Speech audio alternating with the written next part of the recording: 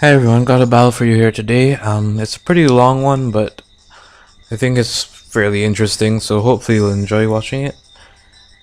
Um, I'm going to lead off with my Lacha Bless, my Ninetales here. It's actually Scarfed.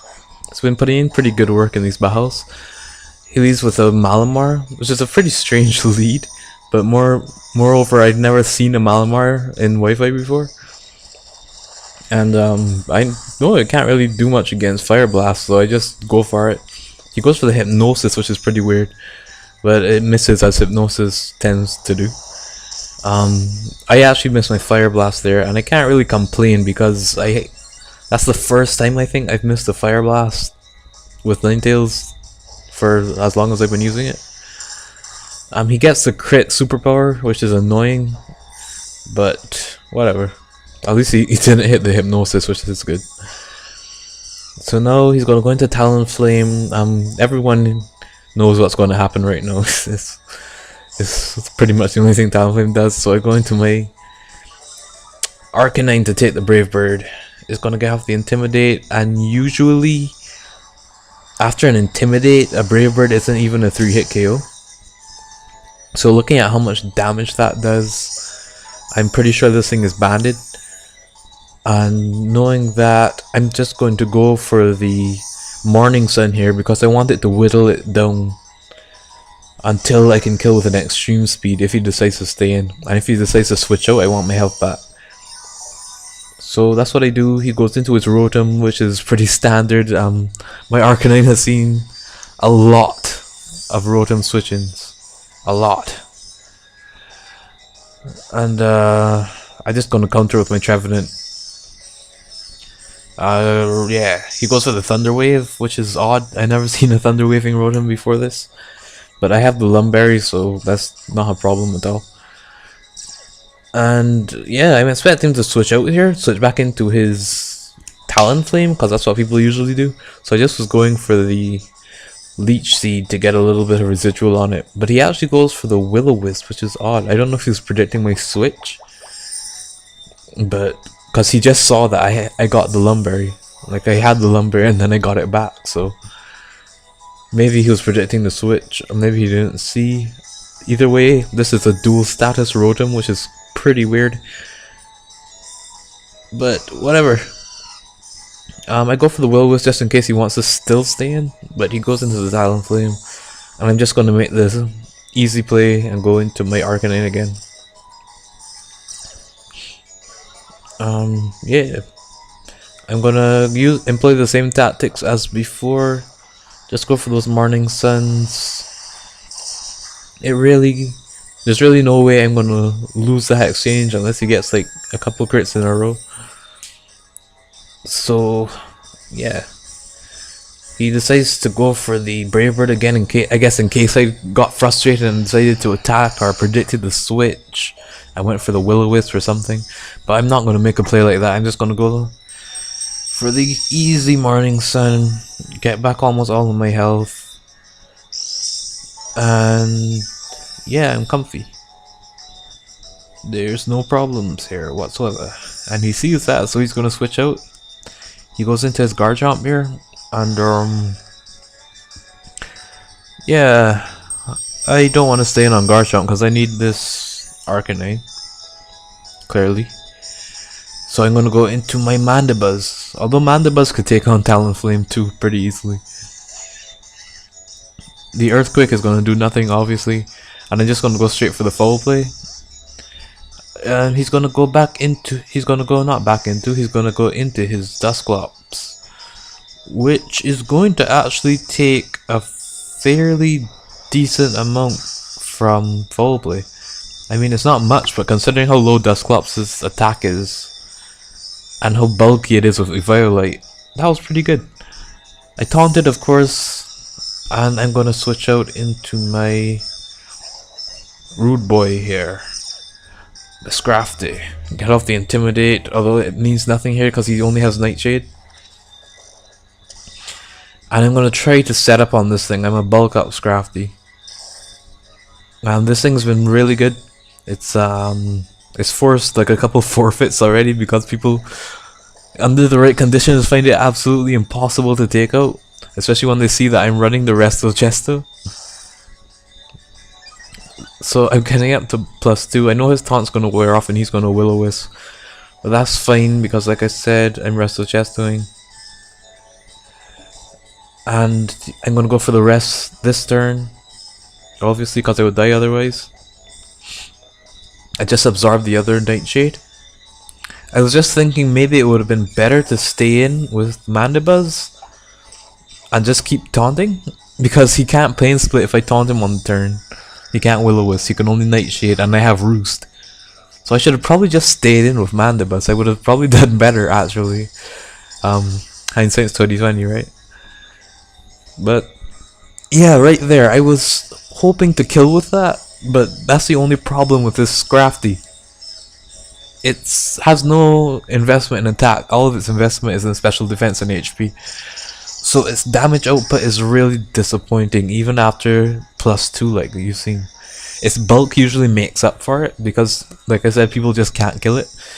But the damage output is a problem. At this point I decide that I'm just going to let it go, because I'm not going to be able to rest again. Looking at his team, like, I'm not going to get 2 turns to sit around and rest. But he thinks that I'm going to try to save it by switching into my Arcanine. That's why he did pull the double switch there. Well, I just went for the Drain Punch. I just clicked something because I expected to die. And yeah, now I decide, well, hell, I might as well go for the rest. What is there to lose? So I just go for the rest. I'm gonna go to sleep. He can't do a thing to me. And he's gonna go back into his Talonflame here. The same circumstances apply, really. I don't think that I'm gonna get the chance to really wait out these sleep turns later down the line. So I just decide I'm gonna let him pull off his Brave Birds. It's gonna do a lot of damage to him, and that's going to get him that much closer to the point where I can KO with my Arcanine. And as you can see, I'm definitely getting there. Since he's banded, whoa, why is this freezing? Since he's banded, he's not going to be able to roost up. So I'm just going to go down, and then I can threaten him with my Motsu, the Arcanine. But as you'll see here, for all of these troublesome after turn effects, he is going, or pre-turn effects, he's going to withdraw and go into his Rotom. He wants to save that thing for later, probably to destroy my Trevenant and a couple other things I have. I go for the extreme speed, and I see that he has the Citrus Berry, so this is a Citrus Berry dual status Rotom, the first of its kind I've ever seen. And I'm going to be able to just go back into my Trevenant, and you get the idea. Here, yeah, I'm just sitting around. I guess I'm expecting the Talonflame to come back in pretty much. So I go for the Leech Seed since I don't have anything else for it. I'm running Phantom Force, so I can't go for an attack on the switch. But I'll talk about that a bit more later. The Leech Seed misses, which is a bit annoying, but it's whatever. And he goes for the Shadow Claw, which was surprising. I didn't know people ran Shadow Claw on their Garchomps. Well, at least this guy does, and didn't really work out for him here. But I mean, if I had stayed in, it would have. Although I don't see, I mean, an Outrage would still do more. An Outrage does more than a super effective Shadow Claw. So whatever. Yeah, foul play on the switch. I'm just whittling down this Rotom. And that's usually how it goes for me. It's usually a war of attrition against Rotoms. Very rarely do I get to, decisively knock one out. So, it's usually like this. Although they're usually Volt Switching around, this guy doesn't have Volt Switch either. So I'm usually switching in Trevenants to a lot of Volt Switches, but that doesn't happen here. Now this is where the Phantom Force thing gets to me. Because I know I can take anything this Mega Alakazam is going to throw at me. Even the super effective Shadow Ball, which as you're about to see, he carries. But since my only attacking move is Phantom Force, I can't immediately KO in retaliation. I have to disappear for a turn. He knows exactly what's going to come, so he can switch out to save this thing. So basically, after this game, I immediately deleted Phantom Force for Shadowclaw because this kind of garbage happens way too often with Phantom Force. I'm running Phantom Force in the first place because I wanted the extra turn for Leech Seed recovery, Will-O-Wisp damage, and the extra turn to get my harvest. But it's really not worth it because if I predict a switch, I can't attack on the switch. And if I'm in a situation like that where I need to one-hit KO, I can't do it.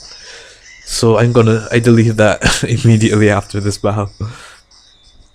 So my Trevenant goes down without doing the work that it was born to do, which was to kill that Alakazam. And yeah, I'm gonna be able to at least finally to take out this Rotom with 2 consecutive foul plays. And he is gonna just go back into his Talonflame here. I'm really not afraid of this thing. I am a friggin' Mandibuzz, so I'm just gonna roost. I'm not gonna kill it with foul play because I know that he just wants to do some damage and then finish it off with Alakazam.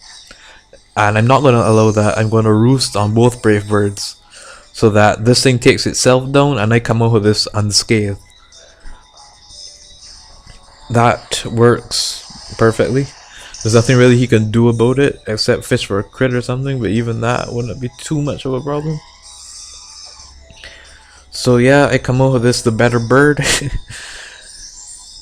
And that's fine. He's gonna come in with his Alakazam here.